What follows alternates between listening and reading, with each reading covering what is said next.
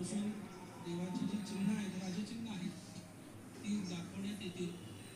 पुजारी ती सर्व राजचिन्ह ते दाखवण्यात. महायोग पीठे कटे भीमरत्नां वरं पुंडरीकाय दातुं मुनीन्द्रैः समागत्य तीर्थं तमानन्दगन्धं परब्रह्मलिंगं भजे पांडुरंगम्. असं हे गोविंद गोविंद मना लागली या चरण आहेत. त्या चरणावरती मुक्तकेशी नावाची दासी होती.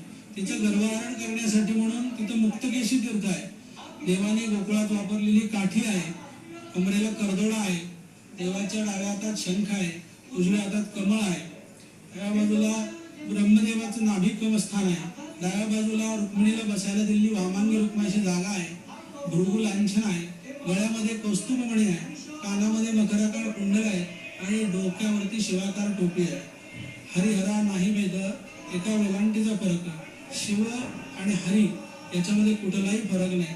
हरी आणि हर हा एकच आहे. असे ही हरिहराची स्वयंभूमूर्ती म्हणजे साक्षात पांडुरंगाची मूर्ती आहे.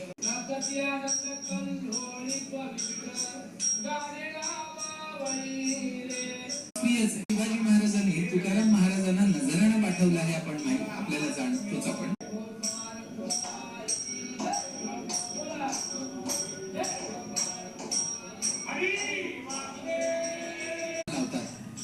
गोपीचंदनाचं उभं बंध लावलं जातं.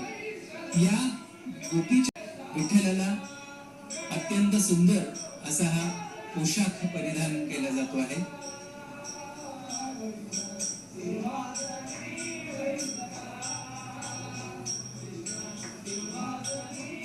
उडत असलेली धूळ त्याच्या मुखावर आणि अंगावर साचायची आणि त्यावेळेस त्याचं धूळ मिश्रित काळं सावळं रूप म्हणजेच पांडुरंग स्वरूप.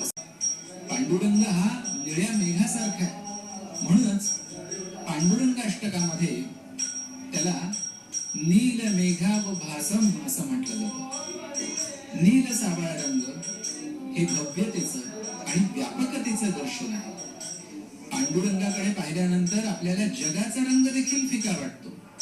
पांडू म्हणजे स्वच्छ, म्हणून पांडुरंग म्हणजे स्वच्छ रंग असलेला पांडुरंग असंही म्हटलेलं आहे. पांडुरंगाचं स्वरूप मेघ सुंदर आहे. सुंदर ते ध्यान उभे विटेवरी.